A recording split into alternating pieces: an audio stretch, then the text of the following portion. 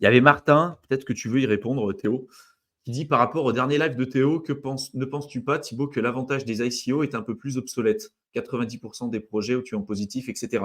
Déjà, peut-être refaire un débrief de ce que tu as dit, toi, sur ton live, Théo, au niveau des Ouais, ICO, ta vision sur le sujet, puis après, je rebondirai sur toi. ouais, pas de souci. En fait, le sujet principal du live, c'était de voir qu'on avait une dilution beaucoup plus forte qu'au précédent sur le marché, notamment au niveau des altcoins par rapport au dernier cycle, pour venir un petit peu expliquer et debunk un petit peu l'argument de pas mal de monde que j'avais eu aussi en commentaire en disant mais le cycle est exactement pareil que les autres, il n'y a rien qui a changé. Et donc il y avait une partie qui disait ok, le cycle en lui-même, le breakout, premier ATH, première grosse montée, la correction de mi-cycle qu'on a évoqué, qu'on sera encore dedans avec le bear trap, donc ça n'y a pas de souci. La phase exponentielle qui va venir derrière, d'accord. Par contre, au niveau du marché des altcoins, parce que Bitcoin, il n'y en a qu'un, on est beaucoup plus dilué. C'est-à-dire on a été voir sur CoinGecko, qui avait 400 000 et quelques altcoins en 2021, donc lors du dernier cycle. Et là, maintenant, on était à plus de 2 500 000, donc un facteur 5, x 5 au niveau des altcoins. Sur CoinGecko, donc il n'y a pas tout qui est listé non plus, bien évidemment. Et donc, on se retrouve avec beaucoup plus de projets qu'avant. Donc, forcément, il y a plus d'options pour les investisseurs pour investir, même s'il y a beaucoup de saloperies, beaucoup de meme coins, beaucoup de tout ce que vous voulez. Mais ça provient aussi en partie, on avait vu, du fait qu'il y avait tous les VC, Venture Capital et Private Equity qui étaient rentrés et qui rentrent en final à chaque cycle, à chaque augmentation du prix de Bitcoin. Il y a toute une boucle qui se met en place. Intérêt pour la crypto-monnaie, présence sur les réseaux sociaux, nouvelles idées qui émergent, nouvelles idées de projets du coup avec des équipes qui se mettent en place, qui recherchent du financement et des projets qui se lancent durant le bear market, qui commencent à construire et qui lancent leur projet lors du prochain cycle. C'est ce qui s'était passé Ouais. pour Ethereum, c'est ce qui s'était passé après le cycle de 2017 avec tout ce qui est DeFi, avec Compound, avec Near Protocol, avec tous ces projets-là. Et on a des waves comme ça qui continuent d'accumuler au fur et à mesure. Et au final, on avait de plus en plus au final de financement. Et le record, c'était en Q1, donc premier trimestre 2022, donc après le top du bull run, grosso modo. Et on a toute cette wave de projets qui a été financée lors du dernier bull run crypto qui arrive sur le marché, avec des VC qui sont rentrés il y a 2-3 ans, en gros, à des prix beaucoup plus intéressants. On avait été voir sur Dropstab les multiples sur lesquels ils y étaient. On se rend compte qu'au final, quand on arrive sur les ICO sur CoinList, donc le premier moment où toi, comme particulier, bien souvent, tu peux rentrer sur les projets, tu as déjà eu peut-être 10 rounds de financement avec le pré-seed, le seed, les les financements privés. Après, tu as les VC qui arrivent, donc venture capitaliste, capital risque. Et après, tu as les ventes au public qui arrivent au travers des ICO notamment. Donc là, on a parlé de CoinList, mais il y a d'autres sites qui permettent de le faire, des launchpads. Et on se rend compte qu'au final, plus ça avance, plus il y a ce shift vers le financement privé et le venture capital qui rentre sur la crypto. Et donc, du coup, c'est vrai que pour les investisseurs lambda, nous, quoi, pas lambda, mais les retail, ceux qui n'ont pas forcément accès aux deals privés 2 ans avant le lancement du projet, ça commence à devenir un petit peu. Ça peut être, dans tous les cas, un peu démoralisant parfois quand tu vois que les mecs, ils ont déjà les tokens depuis 2 ans, qu'ils ont attendu pendant le bear. En fait, là, dès que ça commence à se réveiller un peu, ils lancent. Et même durant l'ICO, déjà, toi, tu leur sers un peu de liquidité parce qu'ils peuvent avoir leur premier vesting qui arrive juste après l'ICO. Et très souvent, il y a une toute petite fraction des tokens qui sont vendus aux particuliers. Donc, des fois, on avait parlé aussi à Martin des répartitions, la community sale. Ah ouais, d'accord, tu as 2, 3, 6% grand max à louer au public. Donc, quand les VC ils ont 40 ou 50% qui sont déjà 1 x 60 quand le truc se lance, toi, tu peux on te laisse, oh, merci de pouvoir rentrer sur le projet avec 800 balles et on te donne à peine 3% de la supply qui sera unlock dans 6 mois. Pendant que les VC, eux, en fait, ça permet avoir un gros spike de prix et eux, le bag qu'ils ont, ils te dumpent à prix d'or. Donc, c'est vrai que l'idée, c'était que c'était pas forcément une mauvaise idée de faire des ICO parce qu'au final, si tu rentres sur un bon projet, c'est quand même une opportunité en tant que retail de faire peut-être des petits multiples intéressants. Par contre, il faut quand même avoir conscience qu'au final, toi, tu récupères les miettes, quoi. Et il y a des mecs qui se gavent, tous les ventures capitalistes. Toi, quand tu reçois tes fonds, on te dit, tu as pu rentrer à coût de 800 balles et on va te faire un vesting sur 3 ans et tu vas pouvoir toucher 10% tous les 6 mois. Donc, tu vas pouvoir vendre et peut-être récupérer x2, x3 tous les 6 mois. Les mecs, ils sortent d'un coup et ils ont pu mettre 3 millions et ils sortent à x60, x70. Donc c'est vrai que quand tu te rends compte un peu de ça, ça fait un peu chier. Et il peut y avoir un intérêt un peu moins de faire des icônes dans ce cadre-là, tu vois, d'attendre, de faire en plus te faire chier à faire le karma, à faire te faire whitelister de partout sur les réseaux sociaux, sur le machin, pour au final pouvoir acheter Peanuts, pour avoir un petit multiple. Quand les autres, au final, le jeu il est fait pour eux et ils se gavent sur ta gueule quand ils reçoivent leur token, quoi, en gros. Oui, Donc donc voilà, c'est un peu c'est le. clair. Ça, c'est un très bon résumé de comment ça fonctionne. Mais ça, c'est pas que valable pour la crypto, hein. Ah C'est non, valable clairement. même dans le Clairement. monde startup et de partout ailleurs, hein. Forcément, hein, avant qu'une entreprise soit cotée au Nasdaq ou qu'elle soit listée avec une IPO sur les places boursières, bah, tu as eu tout un tas de ventures capitalistes qui s'est gavé entre-temps. Après, ça dépend du niveau de risque que tu prends. Mais par exemple, si on prend le cas d'un projet que moi j'aime pas mal, qui est Illuvium, les premiers qui sont rentrés dessus en venture capitaliste, ils ont acheté le token à 1 euro. Voilà. Solana, c'était quelques centimes, je ne sais plus combien c'était pour Solana, les ventures capitalistes, c'était vraiment quelques centimes.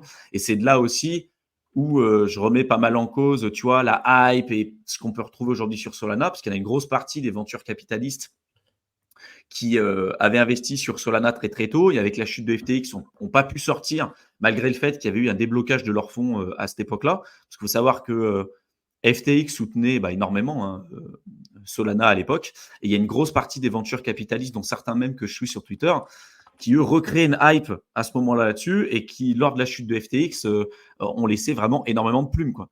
Donc, concernant la news de FTX, j'en parlerai un petit peu plus tard parce qu'il y a eu des nouveaux là-dessus et plutôt des catalyseurs haussiers. Mais c'est un truc qui n'est pas nouveau. Et en crypto, c'est encore plus exacerbé parce qu'en plus, tu peux mettre vraiment des gros locages. Et souvent, c'est dans des périodes, tu vois, en bear market, on te dit regardez, nous, il n'y a pas de souci, on a une grosse partie de la supply, mais c'est bloqué. Mais en fait, c'est timé par rapport au bull run.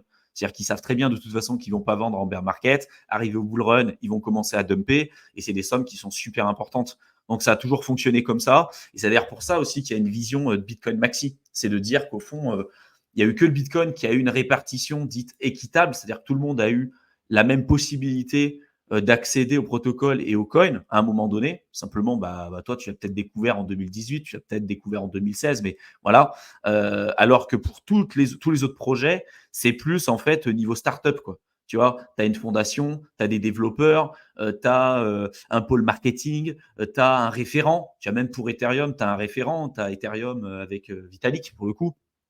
Pour Cardano, tu vas avoir Charles Hoskinson. Pour Litecoin, tu vas avoir Charlie Lee. Pour Bitcoin Cash, tu vas avoir Roger Ver. Enfin bref, tu as toujours un peu un référent là-dessus.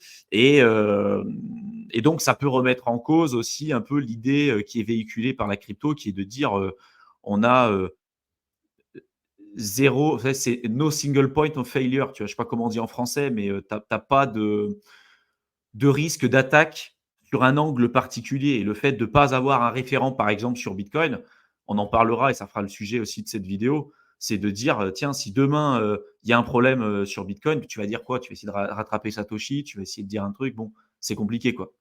Donc, pour Ouais, finaliser, je crois ouais, que vas-y, la traduction, c'est point de défaillance unique, si on veut faire la c'est traduction. ça, très Point de bien, défaillance. point de Et, défaillance et, unique. et pour une petite précision aussi, effectivement, le seed, je suis en train de regarder sur DropTap, pas forcément besoin de partager, je vous donne l'info comme ça en direct. Le Tu peux partager seed, si tu veux, hein, comme tu veux. bah vas-y, on va partager. Écoute, partage l'écran, fenêtre, ok. Tu me dis quand on voit. Ouais, c'est en train, c'est bon. Ok, donc c'est ce qu'on disait sur Solana. Donc là, c'est le Solana sur DropTab avec la partie fundraising, donc savoir un petit peu combien ils ont levé et quand. Et effectivement, sur le round de seed, donc la première levée de fonds qui a été faite, 4 centimes. ils sont rentrés à 4 centimes en mars 2018. Ils ont levé 3 millions 17. Et le ROI actuel, ils sont à fois 3400, quoi. Bonjour. Alors, il y Voilà. en a une partie qui a vendu, on est d'accord, hein. C'est un peu comme Mm. ceux qui avaient investi sur Ethereum. L'ICO, c'était à 30 centimes à l'époque. 30 centimes. Vous pouviez échanger un Bitcoin qui valait, je sais pas, 200 balles. Je crois à l'époque, c'était 200 balles. Et le ratio, c'était un Bitcoin égale 2000 Ethers. Regardez le ratio aujourd'hui. Donc, les Bitcoin Maxi qui disent l'Ether, c'est pourri, le ratio fait que baisser. Voilà, au niveau de la CIO, c'était un Bitcoin à 200 balles contre 2000 Ethers. Aujourd'hui, regardez le ratio, combien de Bitcoin, enfin un Bitcoin, ça vaut combien d'Ethers. Et ce ratio, au fur et à mesure du temps, fait que baisser. Parce qu'il y a une surperformance massive de l'Ether vis-à-vis du Bitcoin. Bon, bref, ça, c'est qu'un fait. Et tu vois, même ceux qui sont rentrés du coup sur CoinList, tu vois, CoinList Auction, ils sont quand même sur un 620 aujourd'hui. C'est ce que j'allais dire. Là, pour le coup, du coup, c'est vrai que c'était quand même assez intéressant de participer à cette ICO, parce qu'après, le gros des financements, il a été fait aux alentours de ce qui a été fait sur CoinList, pour le coup. 0,25, 0,22, 0,20. Donc, tu rentrais sur CoinList, c'était déjà bien. Après, avoir l'allocation qui avait été faite, Community, CoinList Auction, ouais, tu avais 1,60% qui a été, donc c'était vraiment pas beaucoup.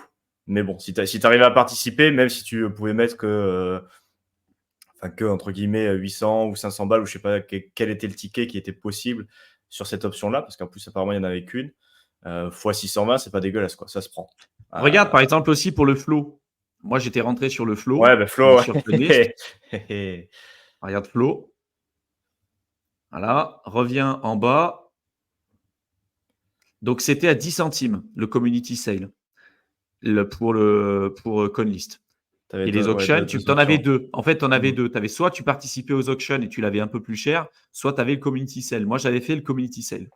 Au bull run, j'ai pu rentrer. Alors, sur ce truc-là, c'était le cycle précédent. J'étais rentré donc à 10 centimes sur ce truc et avec 800 euros parce que c'était ou 750. Parce que tu ne pouvais pas mettre plus. De toute façon, c'était bloqué à 750. Et tu pouvais le staker. Et je me souviens, il est passé. Il faudrait regarder la charte. Alors là, c'est peut-être pas la bonne, je pense. Ouais, non, mais c'est surtout c'est sur 12 mois, j'ai pas la. Regarde peut-être sur CoinMarketCap. Il y avait. Si tu vas sur CoinMarketCap et que tu présentes la charte, il est monté à plus de 33 balles lors du précédent cycle. Alors, tout n'était pas disponible immédiatement, tu vois. Mais il est monté, alors tu avais des mèches à 33 balles, tu vois. En fait, c'est bon, il n'y a même pas eu tout le listing. Il n'y a pas eu tout le listing. Mais en fait, c'est sorti pile au bull run, tu vois, pile en période euphorique. Donc, tu avais une période où en fait tes jetons étaient bloqués, mais tu en avais quand même une partie qui était débloquée. Et en étant débloqué, tu étais largement positif. J'ai gagné des dizaines de milliers d'euros juste avec ce truc-là. Et ça fait partie l'une des ICO qui a très bien marché, mais pas que. Il y en a eu plein d'autres sur lesquels je suis rentré. Et au final, ce que je me suis rendu compte, c'est que même si ces projets sur le long terme, franchement, il y a très peu de chances que ça fonctionne. Tu vois, on parle de Solana, mais c'est vraiment une exception, hein. La plupart des projets qui sortent en ICO, la plupart d'entre eux aujourd'hui, tu n'en entends plus parler. Donc en fait, ça te permet de rentrer avant des gros listings, tu vois, sur Binance, sur Kraken et sur ces trucs-là.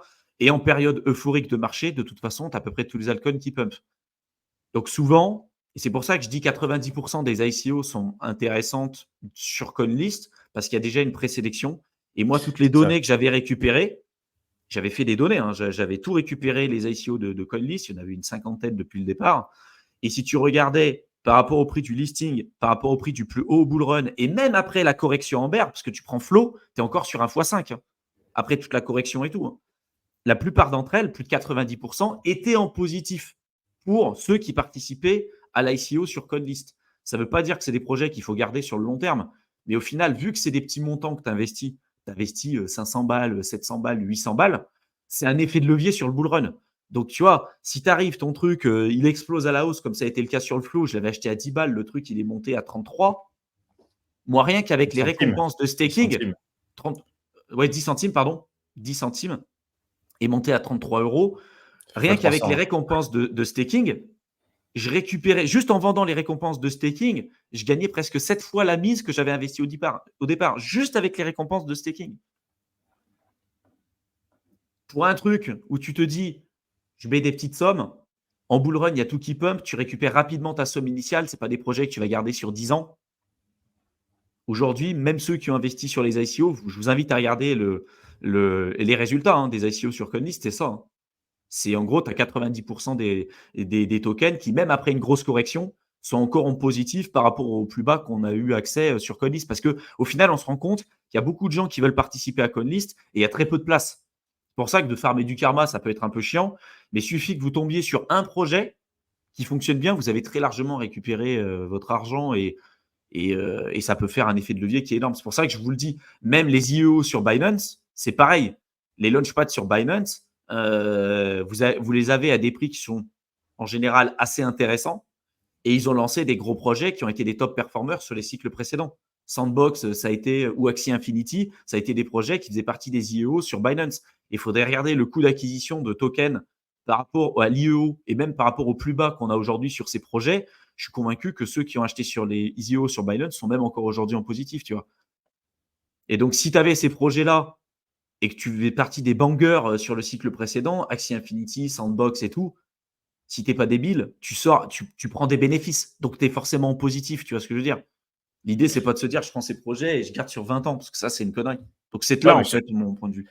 bah, surtout, c'est pour ça qu'on y participait aussi, qu'on continue d'y participer. C'est Bah ouais. que, au final, tu regardes les stats et pour le coup, le jeu il est plutôt en ta faveur. Alors, c'est certes, tu as certains projets qui ont fait un peu un flop, qui ont pas, bon, ils ont été listés, ils ont dumpé, mais dans la majorité des cas, si tu arrives à participer à plusieurs, statistiquement, tu as quand même plus de chances de faire de l'argent que t'en perds. Donc, ça vaut le coup d'y jouer, pour le coup. C'est pas comme, Ah ouais. comme le vieux trading ou faire du sniper, je suis arrivé, sniping de Memcoin sur Solana. Là, pour le coup, les chances, les stats, elles sont clairement pas en ta faveur. Donc, pas la peine de jouer. Mais si tu arrives à participer, après, voilà, c'est vrai que c'est chiant. Il faut être connecté au bon moment. Il faut avoir fermé le truc. Il faut espérer. Et souvent, tu te connectes et tu n'as rien du tout. Donc, ça peut être un peu frustrant.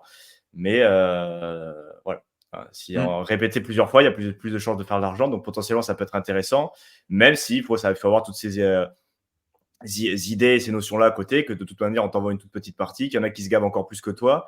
Mais bon, ça peut rester quand même intéressant. Même si plus on avance, plus on va vers privatisation, plus de deals de VC, parce qu'on voit que ça continue aussi d'augmenter. Donc on a sur cette partie l'écosystème qui est un peu verrouillé comme ça. Mais en tant que retail, ça reste quand même une opportunité de faire de l'argent. Ou bon, de toute façon, c'est comme partout, comme tu l'as dit. Hein, nous, on récupère un peu les miettes. Bon, il faut être un peu, on peut essayer d'être un peu plus malin et tout, mais ceux qui se gavent le plus, c'est Ah bah c'est les les VC comme VC. toujours. Non, mais Hein. c'est Donc, oui, les VC, mais voilà. c'est clair. Et le jeu, il est un peu contre nous là-dessus, hein. Là où vous allez être sur 1 x 10, eux, ils sont peut-être sur 1 x 1000. Donc forcément, et puis pas du tout avec les mêmes sommes. Donc c'est sûr que Eh oui. c'est pas du tout le même jeu, c'est pas du tout les mêmes objectifs.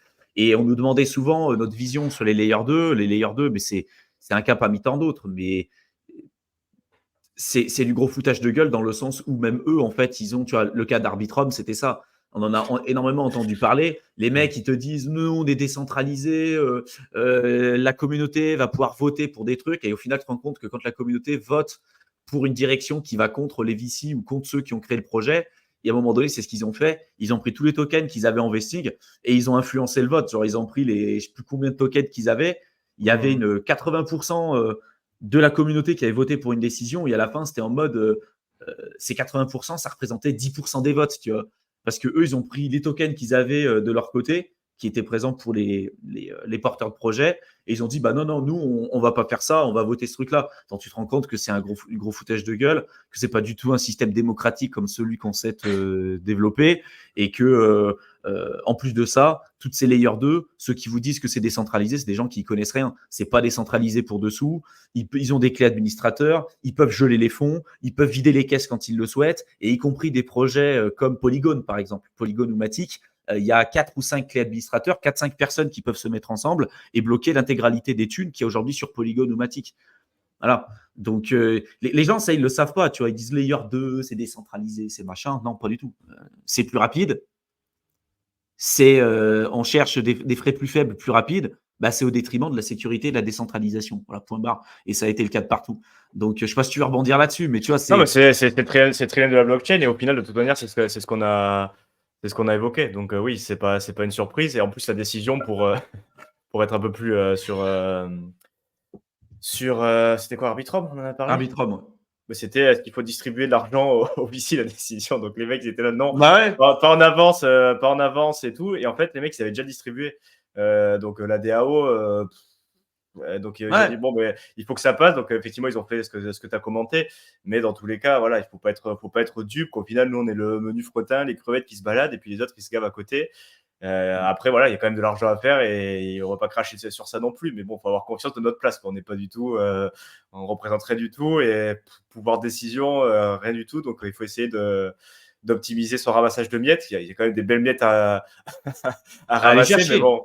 Oui, non, bien sûr, mais bon, voilà, il faut quand même être conscient de tout ça Et voilà, ils pourraient prendre des bénéfices régulièrement parce que voilà, quand les mecs ils ont décidé de faire un move à la hausse ou à la baisse, toi tu vas être dommage collatéral. Donc autant C'est clair. essayer d'anticiper un peu, quoi. Mais les plus gros dindons de la farce, c'est ce que disait Martin. Si toi, tu achètes une fois que le projet est listé, tu as encore plus le dindon. Mais c'est clair. Ah oui. En fait, c'est que les gens qui disent la crypto, c'est du pump and dump.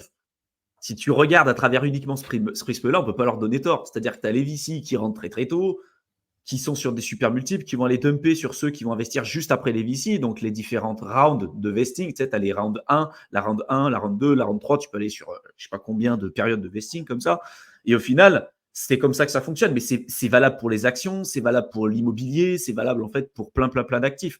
Simplement, si toi, tu te dis, comme avant, ceux qui achetaient des projets avant que ce soit listé sur Coinbase ou au moment où c'est listé sur Coinbase, tu te fais éclater parce qu'en fait, tu as tous ceux qui ont acheté avant qui sont déjà sur des multiples et qui forcément vont dumper. Et souvent, la charte, c'est toujours pareil. C'est-à-dire que tu as le projet qui ne fait pas grand-chose, tu as le listing, ça pump et ça redump jusqu'aux oubliettes pendant longtemps. Parce qu'au moment où ça pump, les mecs ils sont sur un x50. Toi, tu arrives, tu l'as acheté au listing, tu te retrouves à moins 90% ou moins 99% dès le truc du listing si tu l'achètes.